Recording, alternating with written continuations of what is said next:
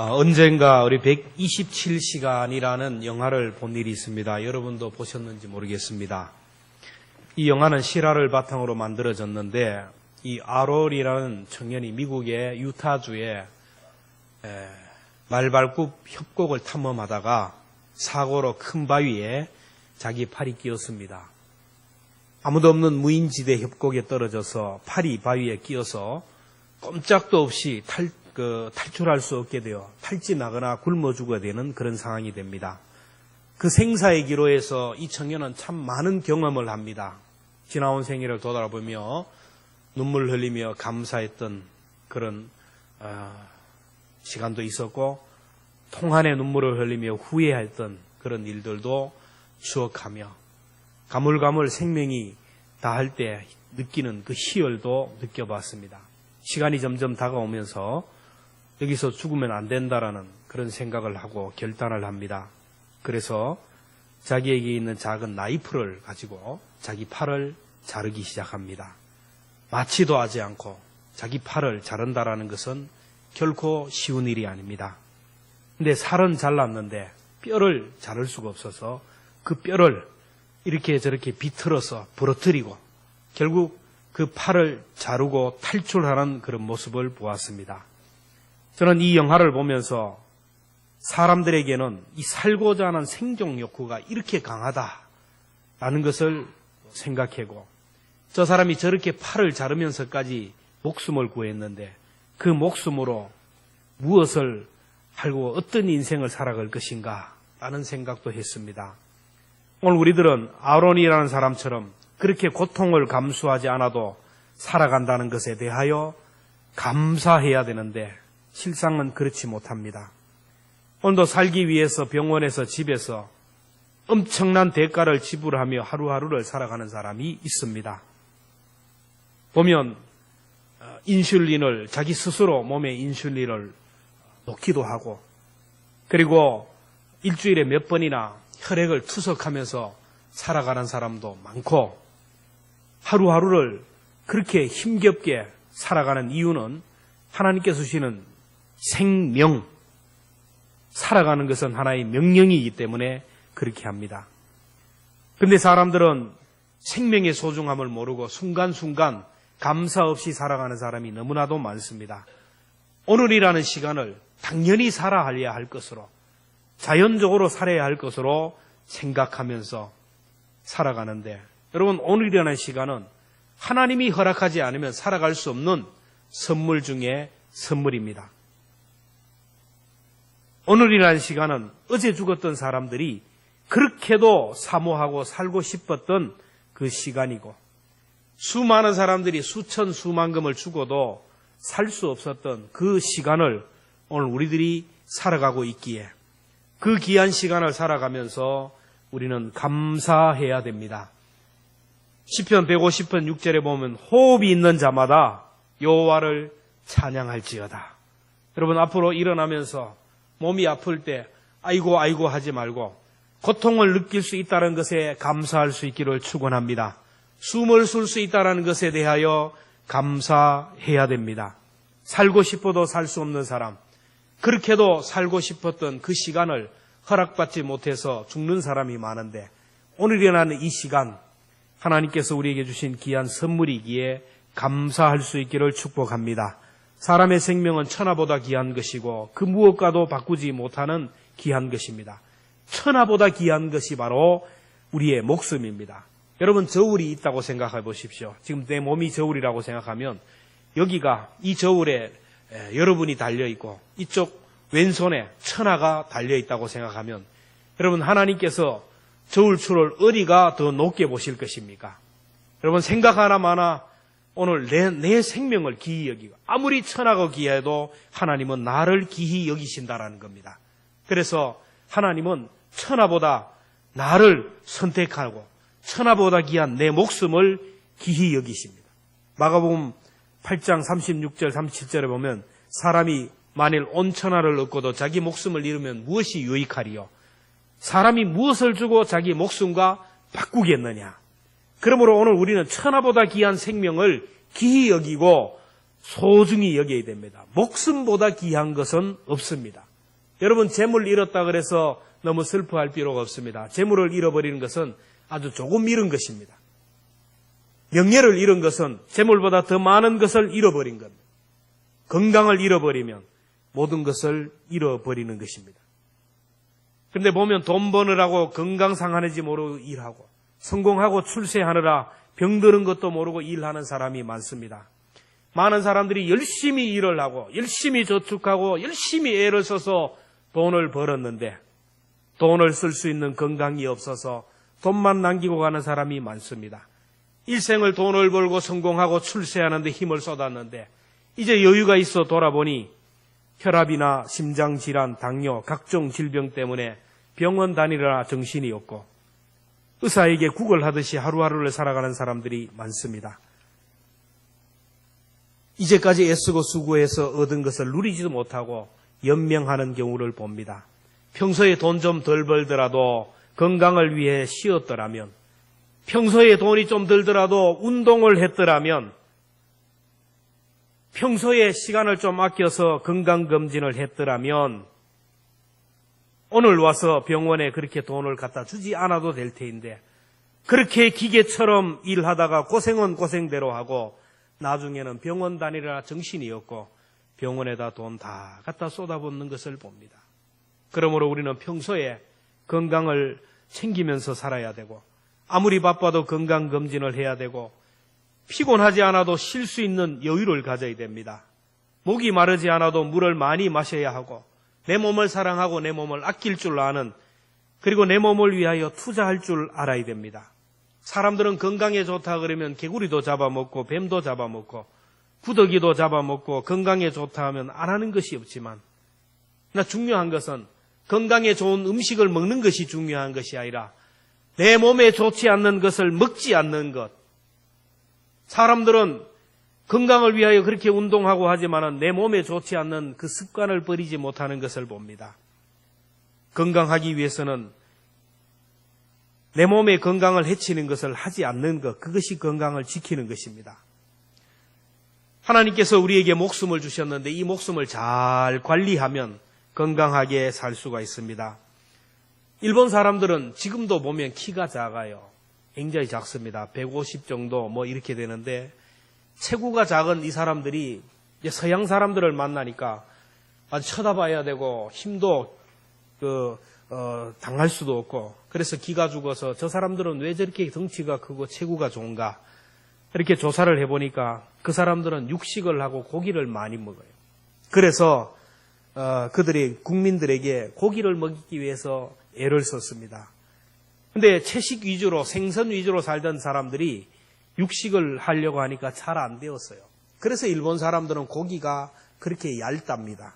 고기를 얇게 썰어서 물에다 데펴서 먹는 샤브샤브가 그래서 나왔어요. 돼지고기를 얇게 썰어서 가루를 만들어 반죽을 만들어서 구워 먹는 돈가스가 나왔어요. 육식을 장려해서 일본 사람들의 신장이 많이 커졌습니다.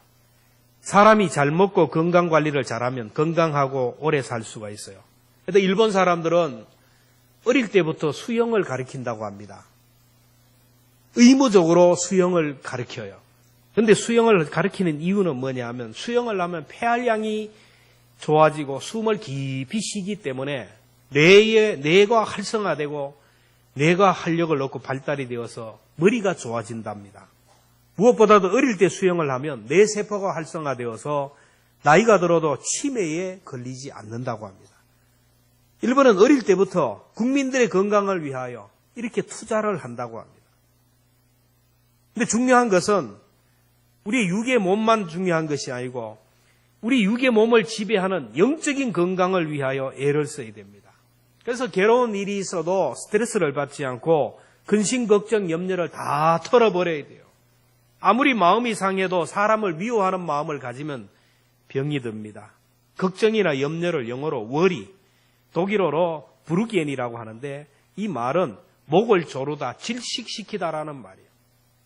살면서 걱정하고 염려하지 않을 수 없지만 계속 염려하고 계속 걱정하고 누구를 미워하고 증오하고 스트레스를 받으면 이것은 서서히 나를 질식시키는 것이고 나를 죽이는 자살과 같은 것입니다. 그래서 우리는 정신적인 건강을 위해서, 육적인 건강을 위해서 투자해야 되고 관리를 잘 해야 됩니다.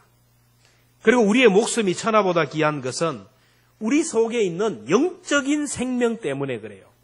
육신의 생명보다 더 중요한 것은 내 속에 있는 영적인 생명입니다. 생명은 두 가지입니다. 하나는 눈에 보이는 우리의 육신이고 또 하나는 우리 육신을 집으로 삼고 있는 영적인 생명, 영혼입니다.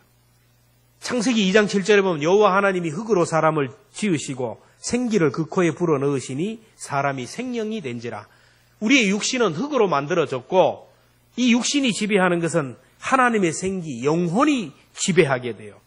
그래서 육신의 목숨보다 더 중요한 것이 영생, 영인데 이 영혼을 영어로 조에, 이 조에는 영원히 사는 몸을 말합니다. 이 조에는 죽지도 않아요. 아프지도 않습니다. 늙지도 않습니다. 영원히 계속되는 거예요. 하나님과 함께 천국에서 영원히 사는 생명이에요. 그리고 지옥에서 영원히 고통받아야 할 생명입니다. 그래서 죽으면 몸은 흙으로 돌아가고 영은 영원의 세계로 돌아가게 됩니다. 우리 몸이 흙으로 왔다라는 것 여러분 너무나 잘 알잖아요. 그래서 사람은 높은 데 가면 불안해요. 땅을 가까이 할수록 사람은 마음이 편안해지고 그렇게 편할 수가 없어요. 그래서 상처를 받고 몸이 병든 사람들이 자연 속으로 들어가서 치유되고 회복되는 이유가 바로 그렇습니다. 고향으로 돌아가면. 뛰는 사람이 서 있으면 편해요. 서 있는 것보다가 앉으면 더 편합니다. 땅으로 가까울수록. 앉아 있는 것보다 땅에 바짝 누우면 더 편해요. 눕는 것보다 눈 감고 자면 더 편합니다. 왜냐하면 흙에서 왔기 때문에 우리 흙으로 돌아가려고 하는 인간의 본능이라는 것입니다. 예수님이 말씀하시는 목숨은 육신의 생명을 얘기하는 것이 아니라 보이지 않는 영적인 생명, 영생을 얘기하는 거예요. 육신의 생명은 언젠가는 무너지게 되고 육신의 이 생명은 내 영혼이 잠시 머물다 가는 하나의 장막이고 성령 하나님이 내가 머무는 그동안 내 속에 거쳐 삼다가 가는 하나님의 성소와 같은 것입니다. 성경은 우리의 몸, 우리의 인생을 여러 가지로 말씀했는데 우리 인생이 뭐냐? 안개와 같다고 했어요. 야고보서 4장 14절에 보면 내일 일을 너희가 알지 못하는도다. 너희 생명이 무엇이냐? 너희는 잠깐 보이다가 없어지는 안개라. 아침에 안개가 촉하면 막 대단한 것 같습니다. 근데 해가 뜨는 순간 안개는 어디로 갔는지 순식간에 사라지는 거예요. 오늘 우리 주변의 사람들이 그렇게 대단한 것 같지만 한순간에 사라지는 것을 보게 됩니다. 우리 인생은 풀과 같다고 했습니다. 베드로전서 1장 25절에 보면 모든 육체는 풀과 같고 그 모든 영광은 풀의 꽃과 같으니 풀은 마르고 꽃은 떨어지되 오직 주의 말씀은 세세토록 있도다. 풀. 무성한 것 같지만 한순간에 시들어버려요. 우리 인생은 잠자는 것 같다고 했습니다.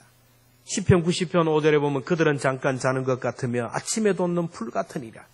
풀은 아침에 꽃이 피어 자라다가 저녁에 시들어 마르나이다. 어르신들은 실감 나는 거예요. 어떤 집사님은 그래요. 내 나이가 벌써 이렇게 되었다고. 어느 순간 보니까 내 나이가 벌써 이렇게 되었다고 겁이 난다고 하는 거예요.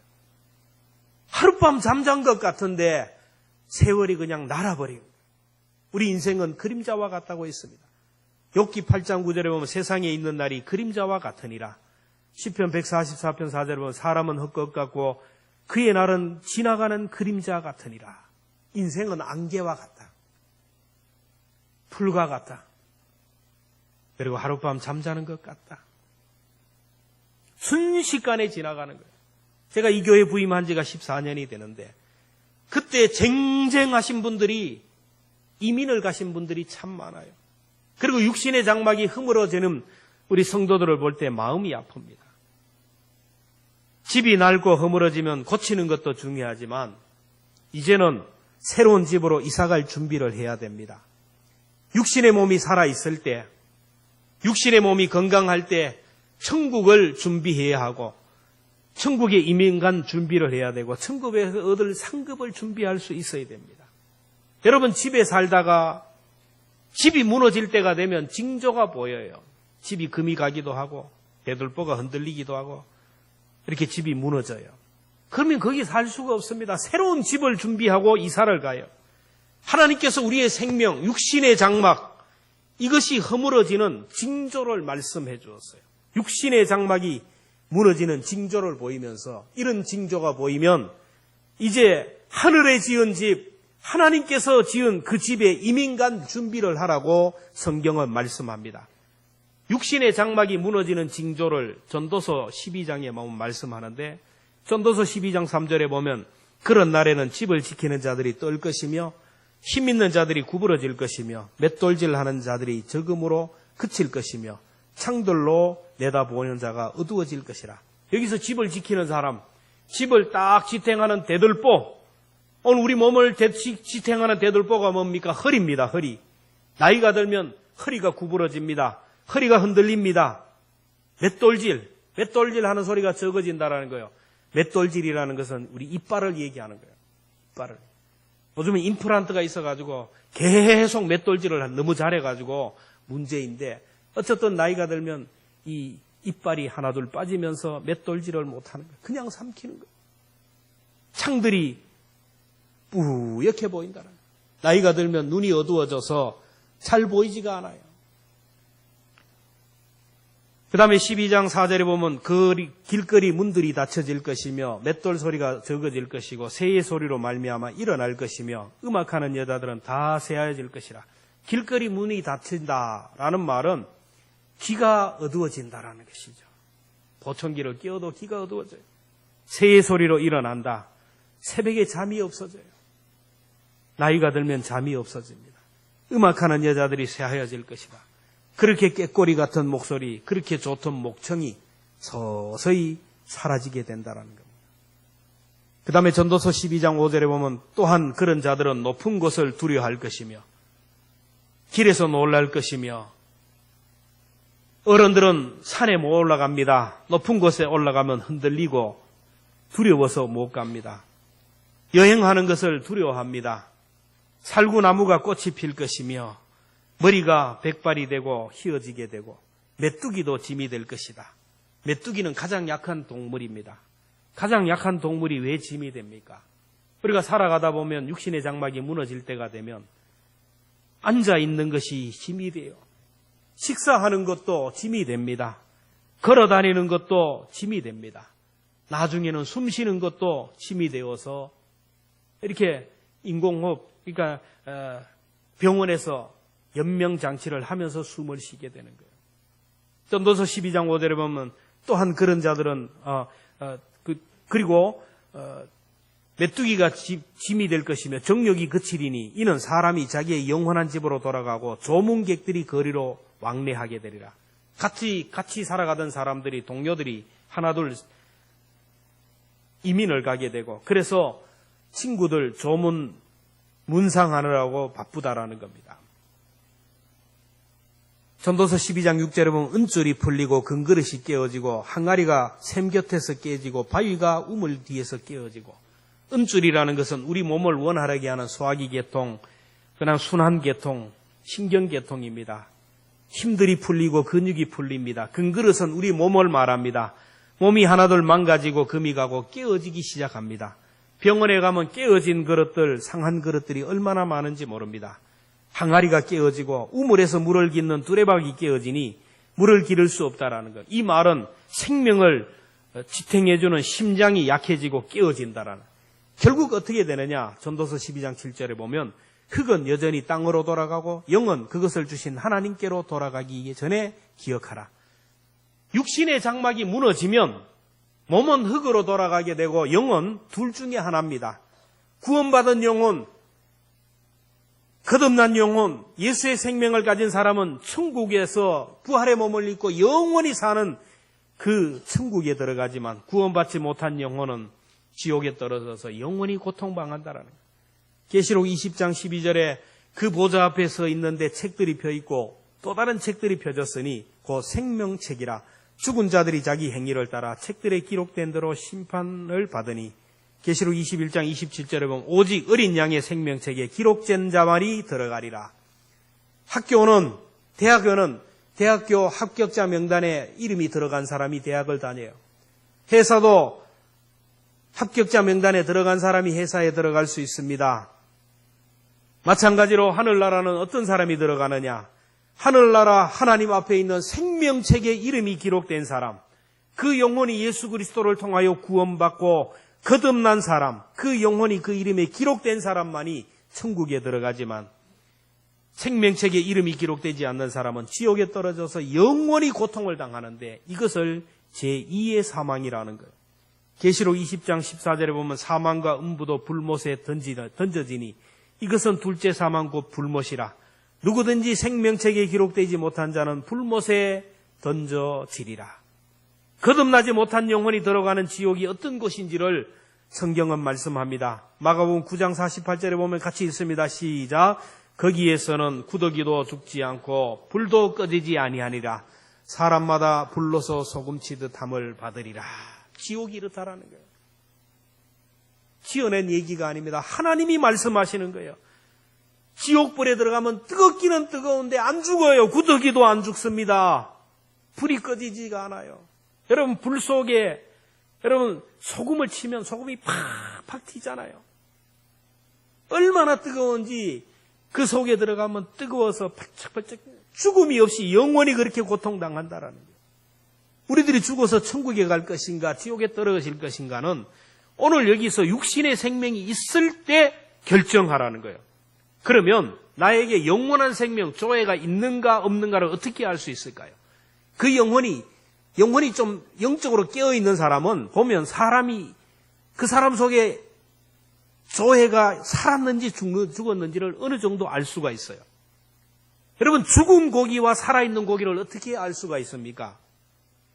어릴 때 고기 잡으러 갈 때 망치를 들고 가죠. 지금도 망치로 고기 잡는 것은 법적으로 허용됩니다.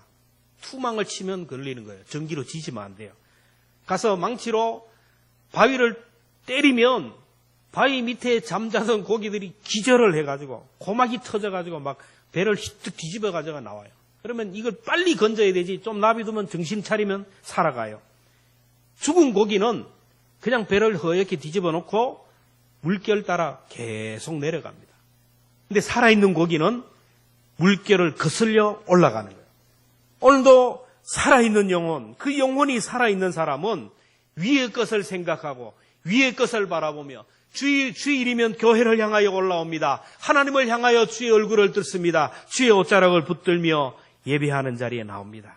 오늘 저와 여러분들이 주일날 거룩한 성전에 올라오고 하나님 앞에 예배의 자리에 올라왔다라는 것은 여러분 속에 영생하는 예수의 생명이 있는 줄로 믿습니다.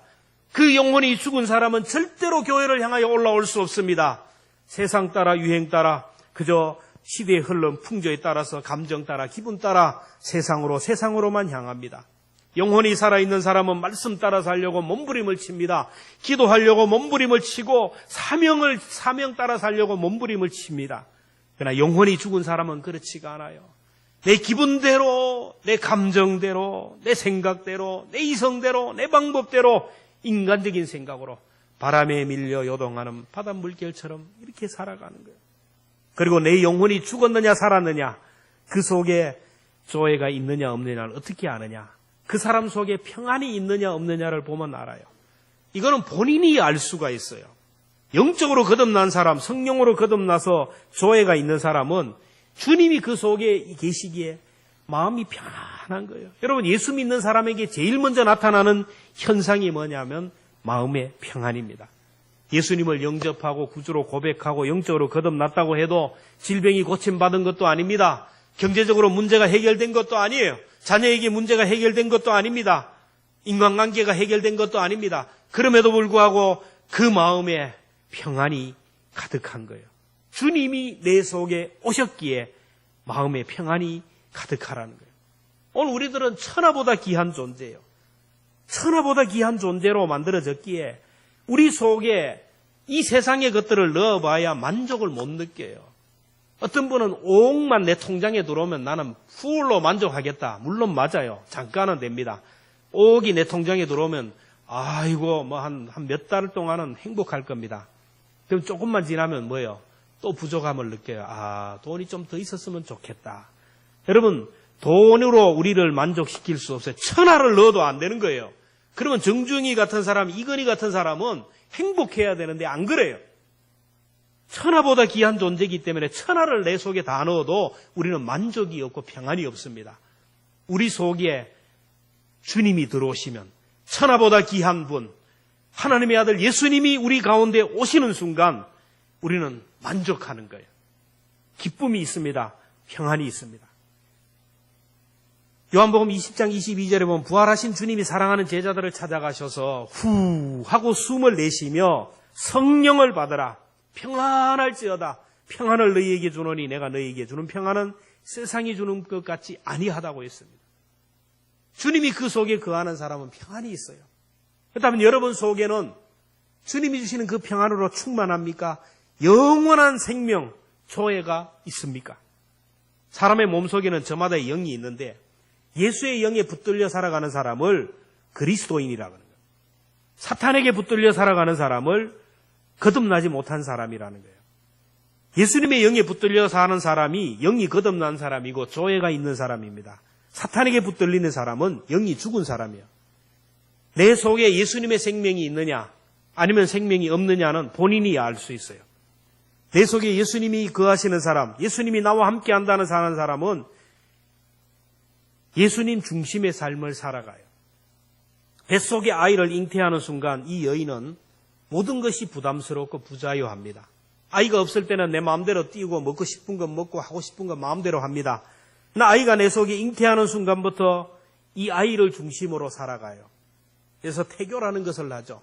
아이가 좋아하는 음악도 듣고 아이가 좋아하는 음식도 먹고 그렇게 경고망덕을 하지 않습니다. 마찬가지로 예수님을 영접하고 하나님의 자녀로 거듭난 사람, 예수의 생명이 이 속에 잉태된 사람은 그 순간부터 신경이 쓰여요.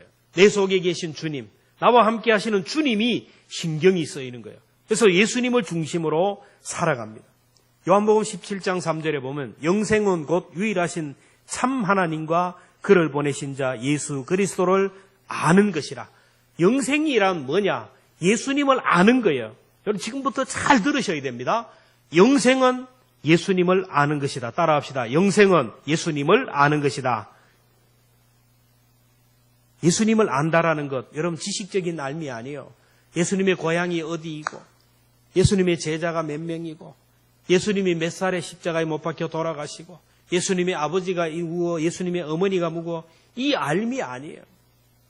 이 알은 야다, 인격적인 알을 말해요. 체험적인 알을 말합니다. 이 꼬맹이들이 2살, 3살, 4살 하기야 요즘은 결혼하고도 철이 없으니까 어린 나이들은 엄마를 몰라요. 어린 나이가 우리 엄마가 어디 대학을 나왔는지, 고향이 어디인지, 키가 얼마인지, 몸무게가 무엇인지, 엄마의 꿈이 무엇인지 아무것도 몰라요. 아무것도 몰라요. 근데 아는 게 하나가 있어요. 지금 나를 업고 있는 이분, 나를 안고 이분은 누구냐고? 내 어머니, 내 아버지라는 것을 알아요. 그 알미 인격적인 알미고 체험적인 알미예요. 그래서 이분은 나를 사랑하는 분이라는 거예요. 나와 함께하는 분이라는 거예요. 내 필요한 것들을 채워주시는 분이라는 것을 확신해요. 그래서 이분들이 있으면 평안해요. 이분이 눈에 보이지 않으면 불안해서 떠는 거예요. 여러분, 우리가 예수님을 안다는 것이 바로 그렇습니다. 아담이 하와를 알고 남편이 아내를 알고 부모가 자녀를 아는 것, 이것입니다. 예수님을 영접하고 예수님을 인격적으로 만난 사람은 예수님을 알아요. 주일만 되면 자동적으로 발이 어디를 향합니다. 사랑하는 주님을 만나기 위하여 교회로 올라옵니다. 예배하는 것이 좋습니다. 찬송하는 것이 기뻐요. 말씀 듣는 시간이 좋습니다. 주의 교회에서 성도들과 서로 교제하는 것이 너무너무 좋아요. 예수님이 나와 함께 한다는 것이 믿어져요. 나와 함께 하시는 주님이 세상 끝날까지 나와 동행하시고 내 삶을 책임진다는 것이 믿어져요. 그리고 지금 내 당한 모든 어려움들이 있지만 이 모든 것들을 하나님이 합력하여 선을 이루어 주신다는 것을 믿어요. 이 경지에 들어간 사람은 영생을 얻은 사람입니다. 내 속에 영적인 생명 조회가 있는 사람은 주님이 좋고 주님과 관계된 것이 다 좋아요. 주님이 피로 값주고 세우신 교회가 너무너무 좋고 너무너무 사랑스럽고 주님이 쓰시는 주의 종들이 너무 좋고요. 주님이 피로 값주고 사신 성도들을 볼 때 너무너무 좋습니다. 주님이 나에게 맡겨주신 직분이 너무너무 감사하는 거예요. 그렇다면 여러분은 어떻습니까? 아직까지 내 속에 조회가 없다고 생각하는 사람은 영생의 문제를 해결해야 됩니다. 예수님을 통하여 영생의 문제를 해결해야 돼요. 요한복음 5장 39절에 보면 너희가 성경에서 영생을 얻는 줄 생각하고 성경을 상고하니와 이 성경이 곧 내게 대하여 증언하는 것이라. 성경은 누구에게 대하여 기록하셨어요? 예수님에 대하여 기록해 있는데 예수님이 곧 영생이고 예수님을 아는 것이 영생이라네. 그러니까 우리가 영생을 얻기 위해서는 성경을 자꾸 읽어야 됩니다. 말씀을 자꾸 들어야 됩니다. 주의 이름을 자꾸 불러야 돼요. 어린 나이가 태어나면 부모를 잘 몰라요. 근데 같이 살아요. 엄마의 젖을 먹으면서 엄마에게 안기면서 엄마와 함께하면서 엄마가 나를 사랑하고 이분이 나의 엄마고 이분이 나의 아버지라는 걸 체험적으로 알아요. 오늘 주님과 우리와의 관계도 마찬가지입니다. 주님과 나와의 관계가 남이 되면 안 돼요. 글자가 하나 띄어져서 님이 되어야 됩니다. 그래서 주님을 자꾸 만나야 되고 성경을 자꾸 읽어야 되고 영적인 삶을 통하여 주님을 더 알아가요. 어느 순간이 되면 여러분 어느 순간이 되면 주님이 나를 사랑한다는 그 사랑이 물밀듯이 밀려올 때가 있어요. 그 순간이 영적으로 철이 드는 순간이고 내 속에 있는 영적인 생명이 내 삶을 통하여 증거로 나타나는 것입니다. 육신의 장막이 무너지면 구원의 기회가 놓쳐버려요. 여러분 하나님의 은혜와 하나님의 긍휼은 살아있을 때 우리의 생명이 있을 때만 가능하지 우리의 생명이 끝나는 순간부터 무서운 하나님의 심판과 공의가 있어요. 지금 하나님이 우리를 향하여 한없이 인내하시고 한없이 긍휼을 베풀고 사랑을 베풀지만 우리의 생명이 끝나는 순간 믿는 자는 구원을 얻고 믿지 않는 사람은 지옥에 떨어지고 행한 대로 심판을 받게 돼요. 부자와 나사로의 비유를 통하여 우리가 알 수 있잖아요. 살아있을 때 준비해야 돼요. 이사야 55장 6절에 보면 너희는 여호와를 만날 만한 때 찾으라 가까이 계실 때 그를 부르라. 하나님이 우리의 생명을 연장시키는 이유가 뭡니까? 아직까지 마침표를 찍고 그만해도 되는데 왜 생명을 연장시켜 주실까요? 그것은 한 명도 멸망받지 않기 위해서. 저 사람을 지금 마침표를 찍으면 지옥에 떨어질 것이거든요. 아직까지 그 속에 조회가 영적인 생명이 없기 때문에 하나님이 데려갈 수가 없어요.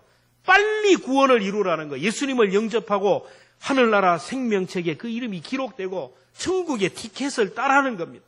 한 명이라도 나를 통하여 더 구원하라는 것이에요. 미국의 9.11 테러로 인하여 미국의 무역센터 110층 건물이 무너짐으로 인하여 수천 명이 죽었어요.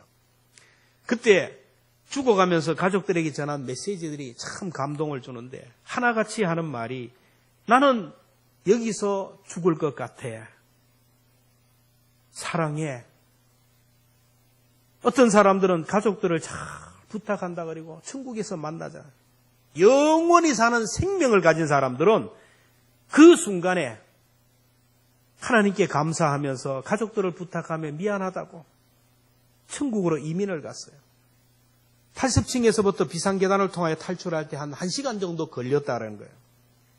장애인들을 도와가면서 많은 사람들이 다 일사불란하게 해가지고 80층에서 있던 사람들이 비상계단으로 내려온 사람 다 구원을 받았어요. 많은 사람들이 계단을 막 내려오는데 한 사람이 다시 위를 향하여 올라가는 거예요. 왜 올라가느냐 하니까 아이고 사무실에 지갑을 놔두고 와가지고 내가 지갑을 가져가. 빌딩이 무너지고 있는데 지갑 가지러 갔다가 죽었어요. 얼마나 어리석은 사람입니까? 아직까지는 빌딩이 안 무너지는 줄 알았어요. 사람들이 내려가니까 아직도 건물이 무너지지 않으니까 기회가 있는 줄 알았어요. 오늘도 어리석은 사람들이 많아요. 아직은 내가 죽을 때가 아니라는 겁니다. 다른 사람이 죽는 것을 보면서 나는 아직 때가 되지 않았다고 얘기하는 거예요. 눈에 보이는 것을 쫓아갑니다. 서두에도 말씀드렸듯이 아론이라는 청년이 자기 팔을 잘라가면서 목숨을 구했는데 그렇게 얻은 생명으로 무엇을 위하여 살아갈까요? 저는 앞으로 그것을 지켜보고 추적하려고 합니다. 히스기야 왕이 죽을 병이 걸려서 하나님 앞에 기도할 때 하나님이 살려달라는 히스기야의 기도를 들고 15년의 생명을 연장시켜 주었어요. 우리는 성경을 통하여 히스기야가 기도해서 15년 연장되었다라는 사실만 알지 15년 연장된 생명으로 히스기야가 한 일에 대해서는 우리가 별로 생각이 없어요. 15년을 살면서 뭐 했습니까? 하나님 앞에 죄만 지었어요. 그 시간을 허송세월을 보냈다라는 겁니다. 오늘 우리들이 이렇게 삶의 애착을 가지고 살아가는데 왜 살아야 합니까? 왜 그렇게 바둥바둥거리며 살아야 합니까? 왜 약을 먹으면서, 왜 운동을 하면서, 왜 이렇게 몸부림을 치면서 내 이렇게 살려고 하려고 합니까? 이유는 하나님.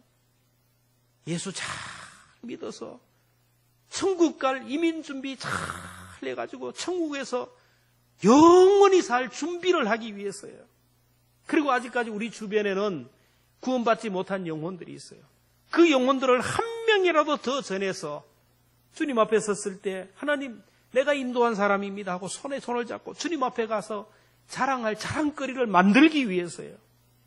여러분 오늘 우리가 주님의 부르심을 받아서 나 혼자 천국 가면 주님 앞에 부끄러워서 어떻게 얼굴을 들어요? 너 때문에 예수 믿은 사람, 너 때문에 구원받은 사람 얼마나 되느냐? 하나님 앞에 할 말이 없잖아요. 내가 전도한 사람입니다. 내가 10년 동안 기도해서 구원한 하나님의 사람입니다.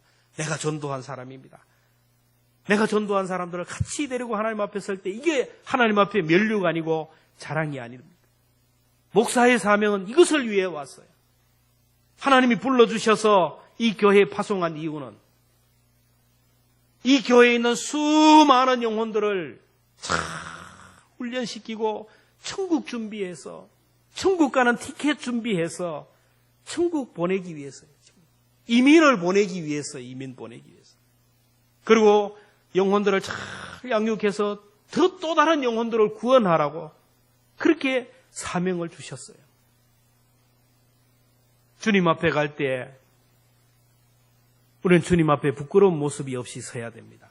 주님 앞에 갈 때 정말 잘했다 충성된 종이라고 인정받는 삶을 살아요. 잠시 잠깐 이 세상 살면서 무엇을 위하여 살 것입니까? 안개와 같이 하룻밤 꿈과 같고 풀과 같은 이 잠깐 있다가는 이 세상 살면서 하늘을 바라보고 내가 들어가야 할 천국을 준비하고 나뿐만 아니라 우리 가정과 우리 주변에 있는 사람들 다 전도해서 천국에 들어갈 준비를 할 수 있는 시간이 되기를 바라고 힘들고 어려운 세상이지만은 천국에서 얻을 상급, 천국 내 창고에 쌓아놓을 상급을 준비하며 살아갈 수 있는 우리 모두가 되기를 주님의 이름으로 축복합니다.